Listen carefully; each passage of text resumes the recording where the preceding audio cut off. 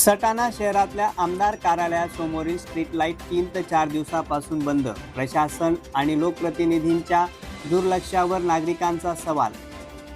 सटाणा शहरातील नामपूर रस्त्यावर आमदार कार्यालय परिसरातील स्ट्रीट लाईट गेल्या 3 ते 4 दिवसापासून बंद असल्याच्या तक्रारी नागरिकांकडून समोर येत आहेत. त्यामुळे संपूर्ण परिसर अंधारात बुडलाय. नागरिकांमध्ये भीतीचं वातावरण निर्माण झालंय. स्थानिक नागरिकांच्या म्हणण्यानुसार ह्या परिसरात यापूर्वी चोरीच्या अनेक घटना घडल्या आहेत. अशा परिस्थितीत स्ट्रीट लाईट बंद पडल्याने चोरट्यांना आयतं निमंत्रण मिळत असल्याच्या भावना नागरिकांकडून व्यक्त होत आहेत. रात्रीच्या वेळी पादचारी, महिला, ज्येष्ठ नागरिक आणि वाहन चालकांना अंधारामुळे मोठ्या अडचणींचा सामना करावा लागतोय. विशेष म्हणजे आमदार कार्यालयासमोरीलच स्ट्रीट लाईट गेल्या अनेक दिवसापासून बंद असून ती सुरू करण्यासाठी संबंधित प्रशासन किंवा लोकप्रतिनिधींनी अद्याप कुठलीही दखल घेतलेली दिसत नाही, अशी नाराजी नागरिकांकडून व्यक्त होते.